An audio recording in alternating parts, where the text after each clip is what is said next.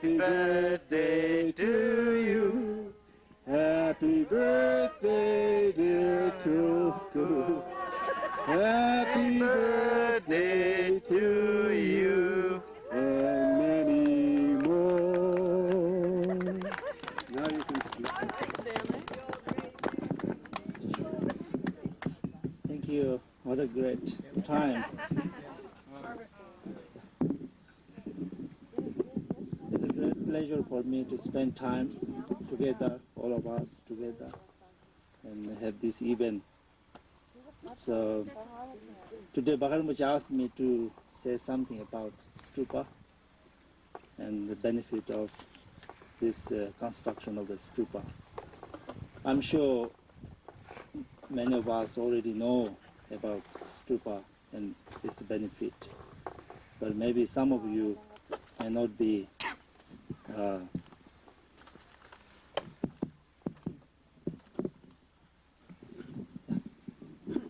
okay. Maybe some of you may not, so therefore I'll just speak a little bit about the benefit of stupa. The stupa is a sacred architectural monument that which represent Buddha's compassion and wisdom.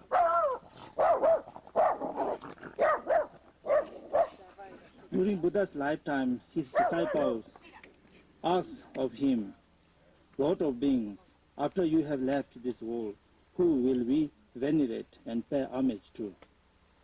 And the Buddha replied, you will pay homage to the statues which represent my body, and to the holy scripture which represent my speech, and to the stupa which represent my wisdom.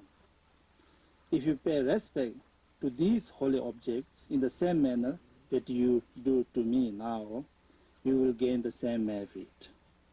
So therefore, stupa is the representation of Buddha's wisdom and compassion. Because of that, since the time of the Buddha's passing away, thousands of stupas have been built throughout Tibet and many other Buddhist countries to commemorate Buddha's enlightened qualities and activities and his teachings.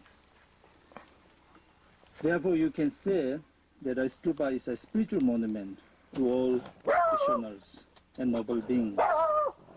Therefore, people continue to build stupas throughout Asia and actually throughout the world, right, as we know.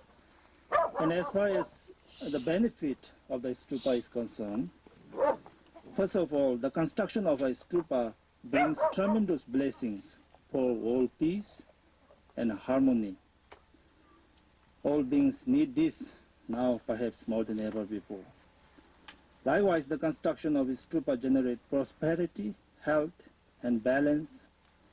Balance is the element of earth, fire, water, and wind, and pacifying obstacles such as war, famine, disease, and preventing environmental calamities such as drought, earthquake, landslide, fire, and floods.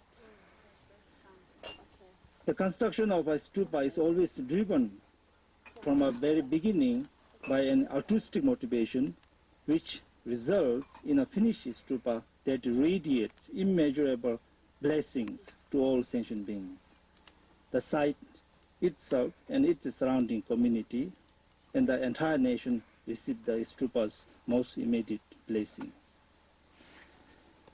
To our Buddhist practitioners, and especially for all of us who are practicing Buddha Dharma, the stupa is a highly spiritual, highly respected spiritual monument, which not only commemorate the enlightened qualities of the Buddhas, but which also bestow profound blessings for connecting each one of us to our own inner infinite purity, which is beyond this dualistic phenomena.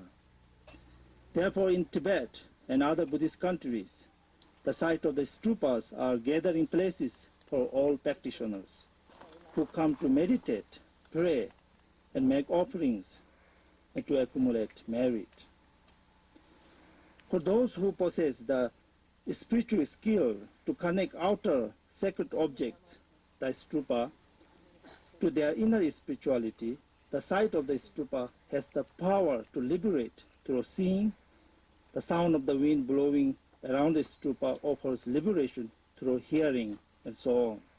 A lot of benefits. Even ordinary people who do not really know that what the stupa is all about and what it represents receive tremendous blessing by coming into contact with a stupa. That's one reason that we are building this stupa here. Much of the stupa's blessings and power comes from numerous sacred objects placed inside the stupa carefully as prescribed positions within its interior, and to the profound symbolic meaning of its every geometrical forms and shapes. Therefore, the stupa brings tremendous blessings to all sentient beings. And there are different types of stupas. The stupas that we are going to build here is called Dundul Choten, which means subduing evil forces. This type of stupa was first built in Zetisal in India, when Lord Buddha showed his miraculous activity by subduing all outer negative forces and bringing perfect peace and harmony to all sentient beings at that time. Lord Buddha's subjugation of the outer negative forces was actually a reflection of his inner subjugation of all negative emotions. By this miraculous activity, he at once demonstrated the fact of his enlightenment and fused it with infinite wisdom and compassion. Buddha taught that the inner negative forces are one's own destructive emotions, such as hatred, desire, and ignorance, known in Buddhism as the three poisons.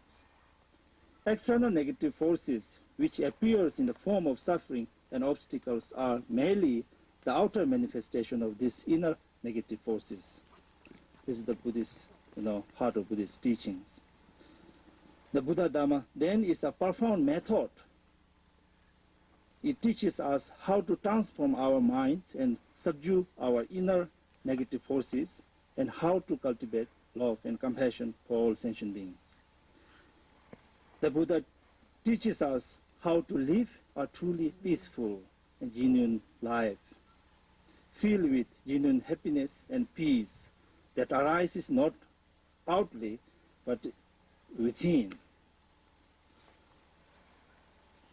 This Dudul Choten stupa that we are going to build is at the time of Buddha was the celebration of the ultimate victory of the Buddha himself, who transformed dualistic phenomena into perfect harmony and wisdom by attaining enlightenment. Given what it represents, this Dudul Choten, this particular type of stupa will bring tremendous blessing for peace and harmony to the physical environment of our planet, and it will bring blessings for removing outer obstacles that we face today during this time of disharmony and war, and blessings for pacifying the inner obstacle of destructive negative emotion that we are even more likely to experience in these difficult days. This project to construct this sacred stupa is, of course, Bhagavad Rinpoche's aspiration to benefit all beings. And likewise, to obtain the freedom of Tibet and Tibetans. Likewise, most importantly, for the long life of His Holiness Dalai Lama and other precious teachers and noble beings whoever in this world. And of course, it's also our aspiration that for the long life of Bhagavad Rinpoche himself, for competing.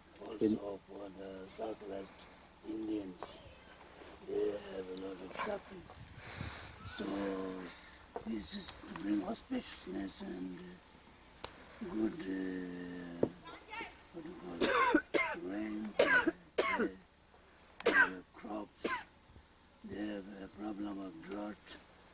Hopi people especially, their water is stolen away by outer forces, so they have no water for all this, the native Indians. So this is one main purpose. Okay. Thank you for participating our event. It's a great pleasure.